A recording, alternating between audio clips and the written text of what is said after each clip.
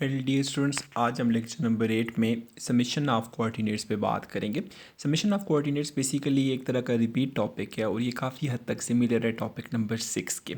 Topic number 6 में अगर आपको याद हो तो आपने दो कोऑर्डिनेट सिस्टम्स लिए थे। एक आपके पास ओ एक्स कैपिटल वाई जी था और दूसरा ओ एक्स प्राइम वाई प्राइम जी प्राइम कोऑर्डिनेट सिस्टम था।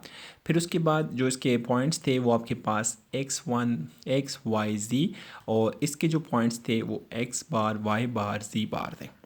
अब हम उसी चीज़ को लेके चलना चाह रहे हैं। इस दफ़ा हम लोग थोड़ा सा चेंज करते हैं, कुछ जनरलाइज फार्मूलाज लेने की कोशिश करते हैं। सो फर्स्ट ऑफ ऑल यहाँ पे भी मेरे पास दो कोऑर्डिनेट सिस्टम्स हैं। जो पहला कोऑर्डिनेट सिस्टम मेरे पास अवेलेबल है, यहाँ पे x1 x2 x3 लाइक जो मेरा पहला सिस्टम कोऑर्डिनेट एक्सिस में होगा वो O X one O X two और ओ एक्स थ्री है। और जो दूसरा मेरे पास कार्टेशियन कोऑर्डिनेट सिस्टम है वो O X one bar O X two bar और ओ एक्स थ्री बार है। सो अब हमने जो लास्ट टॉपिक में पढ़ा था वहाँ पे हमने इसको ओ एक्स वाई जी का नाम दिया था और ये ओ एक्स बार वाई बार जी बार का नाम दिया था। यहाँ पे हमने स्लाइटली इनको चेंज करके एक कोऑर्डिनेट सिस्टम ये ले लिया जो कि आपके ब्लू पेन से मार्क हुआ है और जो दूसरा कोऑर्डिनेट सिस्टम है वो ब्लैक वाला ले लिया जो कि डॉटेड लाइंस के साथ मार्क किया हुआ है।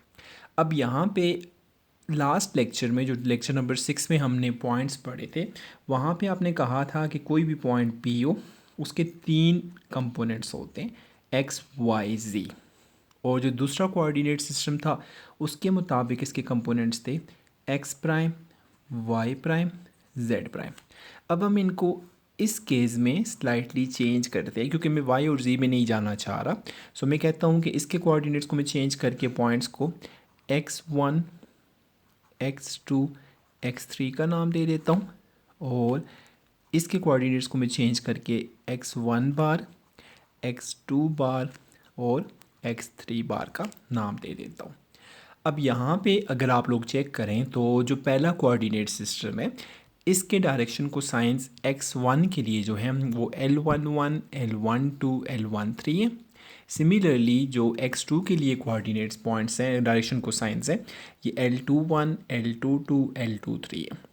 और जो x3 के लिए पॉइंट्स आएंगे वो आपके उसके डायरेक्शन को साइंस L31 32 और L33 आ जाएगा। जबकि जो मेरे पास दूसरा कोऑर्डिनेट सिस्टम है उसके पॉइंट्स जो आएंगे वो L11 L21 L31 आ जाएगा। सिमिलरली इसके लिए L12 L22 L32 आ जाएगा और यहाँ पे L13 L23 और L33 डायरेक्शन को cosines of this system with respect to the first system हो गए। अब बार बार आप लोग थोड़ा सा कंफ्यूज होंगे कि ये इतनी वैल्यूज़ को हम कैसे याद रखेंगे कि किस तरह से शफल हो रही है। तो सिंपली आपके पास वैल्यूज़ 1 1 से लेके 3 3 तक जा रही हैं। सो ये मेरे पास जो ब्लैक बॉक्स में वैल्यूज़ हैं जैसे आप लोग मैट्रिसेस में लिखते थे ऑर्डर्स की फॉर्म में, ये आपके पास L11 12 13 है। Similarly L21 L22 L23 L31 L32 L33 है। तो जो मेरा पहला कोऑर्डिनेट सिस्टम था लाइक ये वाला जो OX1 OX2 OX3 था तो उसमें डायरेक्शन को साइंस फर्स्ट के डायरेक्शन को साइंस ये तीनों है लाइक ये वाले, सेकंड के डायरेक्शन को साइंस ये तीनों है लाइक हॉरिजॉन्टल लाइन में ये वाले, और जो थर्ड एक्सिस है उसके डायरेक्शन को साइंस ये आगे। जब आप कोऑर्डिनेट ट्रांसफॉर्म करके दूसरे सिस्टम में जाते हैं उसमें जो पहला वाला पॉइंट होगा x1 बार लाइक x1 बार एक्सिस, इसकी आपके डायरेक्शन को साइंस वर्टिकल लाइन में आ जाएंगे। x2 बार जो होगा इसके डायरेक्शन को साइंस सेकंड वर्टिकल लाइन आ जाएगी और जो तीसरा वाला है उसमें आपके वर्टिकल थर्ड लाइन जो है वो तीसरे के पॉइंट्स आ गए। अब हमने ये देखना है कि हमें अगर एक्स वाई जी गिवन हो तो हम किस तरह से, या sorry x1 x2 x3 given हो तो किस तरह से हम x1 बार x2 बार x3 बार फाइंड कर सकते हैं। और अगर हमें x1 बार x2 बार और x3 बार गिवन हो तो किस तरह से हम लोग x1 x2 और x3 फाइंड कर सकते हैं। सो फर्स्ट ऑफ ऑल मैं अपनी इक्वेशंस लिखना चाहता हूँ x1 बार के लिए, फिर उसके बाद x2 बार के लिए लिखते हैं और x3 बार के लिए लिखते हैं। फिर बाद में हम लोग यही इक्वेशंस लिखेंगे x1 के लिए, x2 के लिए और x3 के लिए। तो लेक्चर नंबर 6 में जैसे आप लोगों ने पढ़ा था एग्जैक्टली सेम स्टाइल अडॉप्ट करें। जब आप x1 बार लेना चाह रहे हैं तो आप क्या करेंगे, पहला डायरेक्शन को साइन इसका लेंगे, उसको मल्टीप्लाई करना है अपने फर्स्ट पॉइंट के साथ। सो ये बनेगा L11 x1 प्लस दूसरा डायरेक्शन को साइन इस लाइन से ले लें, ये बनेगा आपके पास L21 x2 प्लस तीसरा डायरेक्शन को साइन यहाँ से ले लें तो ये बनेगा L31 x3 के साथ। इसी तरह से आप x2 बार और x3 बार की इक्वेशंस लिखें, क्योंकि जब हमने x1 बार लिया था तो हमने इसकी फ़र्स्ट वैल्यू, इसकी फ़र्स्ट वैल्यू, इसकी फ़र्स्ट वैल्यू लिखी थी। सो जब हम x2 बार लिखेंगे तो इसकी सेकंड, इसकी सेकंड और इसकी सेकंड वैल्यू आएगी। तो ये आपके पास कुछ ऐसे बनता है L12 x1 plus L22 x2 plus L32 x3। और यहाँ पे अगर हम x3 की बात करें, x3 बार, तो उसके लिए भी इसी तरह से होगा। यहाँ से थर्ड पॉइंट लें, ये बनेगा आपके पास L13 x1 plus L23 x2 plus L33 x3। सो एक तो मुझे ट्रांसफॉर्मेशन इक्वेशन मिल गई कि अगर मुझे x1 x2 x3 points given हों तो मैं किस तरह से x1 बार x2 बार x3 बार को फाइंड कर सकता हूँ। अब ज़रा सेकंड स्टेज पे चलें। सेकंड स्टेज में हम ऐसे करते हैं, अब हमें अगर x1 x2 x3 फाइंड करना हो और जो हमें वैल्यूज़ गिवन हो वो x1 बार x2 बार x3 बार गिवन हो, तो अब हम लोग क्या करेंगे, क्योंकि हमने वैल्यूज़ ये वाली फाइंड करनी है। सो हम लोग उसी तरह से पहला पॉइंट इसका, पहला पॉइंट इसका, पहला पॉइंट इसका लेंगे और साथ इधर से x1 बार ले लेंगे, इधर से x2 बार ले लेंगे, उधर से x3 बार लेंगे। सो पहला पॉइंट यहाँ पे आपके पास जो है वो L11 साथ x1 बार आ जाएगा। यहाँ पे आप लोग फर्स्ट पॉइंट देखें इस सिस्टम में तो ये बनेगा प्लस L12 x2 बार प्लस L13 x3 बार आ जाएगा। फिर इसी तरह से अगर आप लोग x2 की वैल्यू लिखना चाहें तो वो आपके पास क्या बनेगा, सेकंड पॉइंट यहाँ से लें L21 x1 बार प्लस L22 x2 बार प्लस L23 x3 बार आ जाएगा। और तीसरे के लिए लिखें, ये तो जस्ट आपका वही मैट्रिक्स की तरह इसकी एनालॉजी बन रही है 1 1 1 2 1 3 2 1 2 2 2 3। श्योरली यहाँ पे क्या बनना चाहिए, L31, इधर L32 और इधर L33। इसके साथ x1 बार आ जाएगा प्लस इसके साथ x2 बार आ जाता है प्लस इसके साथ x3 बार आ जाता है। यहाँ तक तो आपकी वही ट्रांसफॉर्मेशन इक्वेशंस हैं जो आप लोग कोऑर्डिनेट्स ट्रांसफॉर्म में लेक्चर नंबर 6 में पढ़ के आए थे। अब ज़रा इससे आगे चलते हैं और फर्दर सोचते हैं। अब इससे आगे हम लोग थोड़ा सा समेशन कन्वेंशन को अप्लाई करके देखते हैं कि हमारे पास रिजल्ट्स क्या बनेंगे। अकॉर्डिंग टू समेशन कन्वेंशन आप लोग ये कहते हैं कि अगर वैल्यू गिवन होती A11 plus A22 plus A33 तो इसको मैं कह सकता था A with subscript of I and J।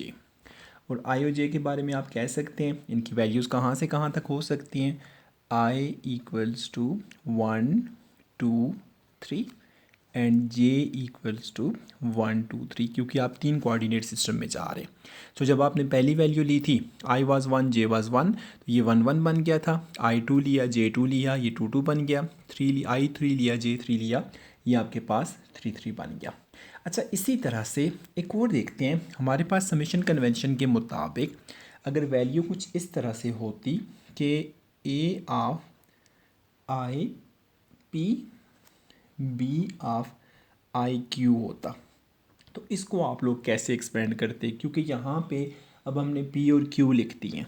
सो पहली वैल्यू अगर आप 1 लिखें तो ये बनेगा A1P B1Q plus second value दोनों के लिए 2 लिखें तो ये आपके पास बनेगा A2P B2Q और प्लस A3P B3Q।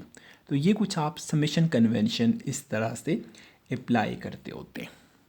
सो जो लास्ट इक्वेशन हमने लिखी थी, अब उनकी जनरलाइज फॉर्म लिखने की कोशिश करते हैं कि ये किस तरह से लिखी जा सकती हैं। पहले मैं x1 बार की इक्वेशन लिखता हूँ, फिर उसके बाद उसका जनरल फार्मूला लिखने की कोशिश करेंगे। सो x1 बार के लिए जो लास्ट पेज पे हम लोग इक्वेशन लिख के आए थे वो आपके पास कुछ ऐसे थी, L11 x1 plus L21 x2 plus L31 x3।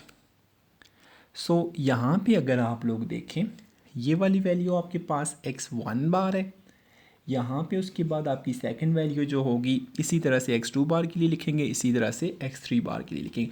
सो x1 बार तो चेंज नहीं हो रहा, चेंज आपके पास कौन सी वैल्यू हो रही है, इधर भी 1 था, इधर एंड पे भी 1 था, इधर भी 1 था, लेकिन ये वाली वैल्यू पहले इधर 1 थी, उसके बाद ये वैल्यू यहाँ आके 2 हो गई और यहाँ आके 3 हो गई। सो जैसे जैसे L के साथ सबस्क्रिप्ट में पहली वैल्यूज़ चेंज हुई हैं, एग्जैक्टली वही वैल्यू X के साथ भी चेंज हो रही है। सो फ़र्ज़ किया मैं इसको नाम देना चाहूँ, कोई भी वेरिएबल का नाम मैं दे सकता हूँ, मेरी अपनी चॉइस है। एज्यूम करें मैं इसको I का नाम दे दूँ। सो I की वैल्यू ऑलरेडी आप कह चुके थे 1 से 3 तक है, तो ये कुछ ऐसे बनेगा x1 bar equals to Li1 into xi। अब ज़रा देखें क्या ये वाली फॉर्म जो मैंने लिखी हुई है ये ठीक है कि नहीं है। ज़रा इस पे देखते जाएं। पहली वैल्यू हमने i की 1 पुट की तो ये आपकी एक्सप्रेशन बनेगी L11 इंटू x1, जब 2 पुट किया L21 इंटू x2 और जब 3 पुट करेंगे तो L31 इंटू x3 हो जाएगा। तो सेकंड अगर आप इसी तरह से x2 बार की इक्वेशन लिखें तो लास्ट पेज पे आप इक्वेशन को देख के सॉल्व करने की कोशिश करें तो आप लोग देखेंगे उसी तरह से ये इक्वेशन बनेगी Li2 इंटू xi और x3 बार के लिए आप इक्वेशन लिखना चाहें तो वो कुछ बनेगी Li3 इंटू xi। तो ये आपके पास वो जो लेंथी से फार्मूलाज अवेलेबल थे x से x बार में जाने के लिए, वो समेशन कन्वेंशन के मुताबिक कुछ इस फॉर्म में लिखे गए हैं। लेकिन एट द सेम टाइम हमने एक फार्मूला x1 x2 x3 के लिए लिखा था। सो उसमें भी एक फार्मूला कि हम पहले एक्चुअल फॉर्म लिखते हैं फिर उसको जनरल फॉर्म में लिखने की कोशिश करेंगे। सो आपके लास्ट पेज पे जो इक्वेशंस लिखी थी उसमें आपने कहा था कि x1 जो है वो इक्वल था L11 x1 बार प्लस L12 x2 बार प्लस L13 x3 बार।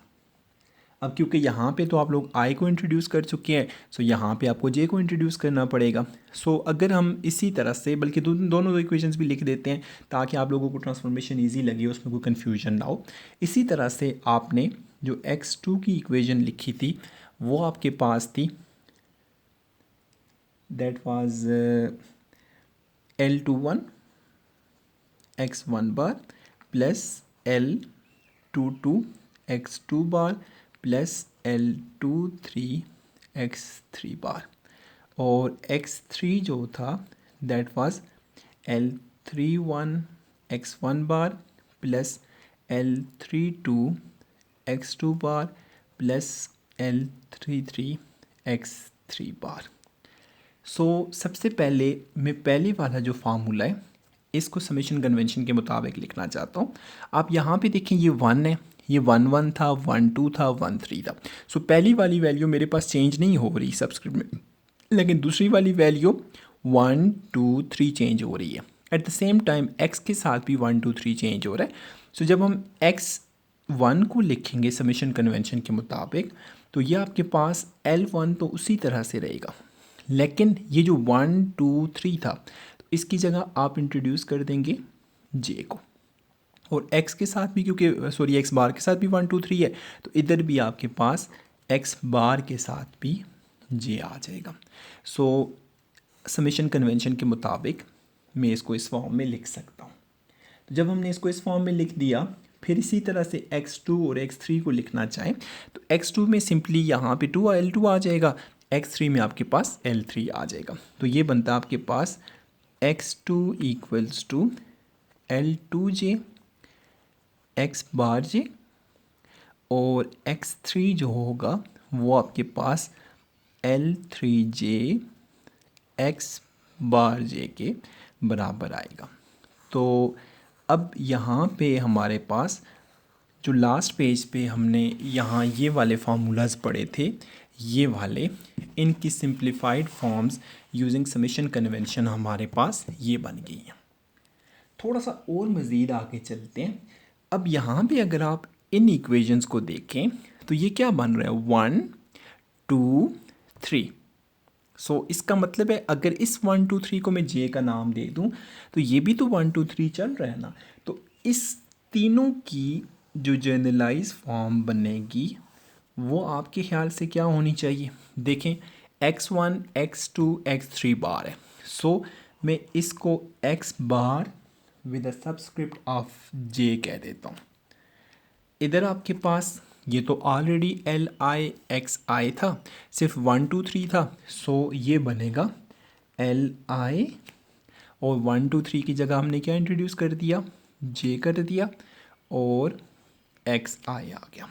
सो अब जो हमने ऊपर तीन इक्वेशंस लिखी थी उन तीनों की समेशन कन्वेंशन के मुताबिक फाइनल इक्वेशन आपकी ये बन जाती है। अब इसी को यूज़ करते हुए ज़रा दूसरे के लिए लिखना चाहते हैं, उसके लिए हमारे पास रिज़ल्ट क्या बनेंगे।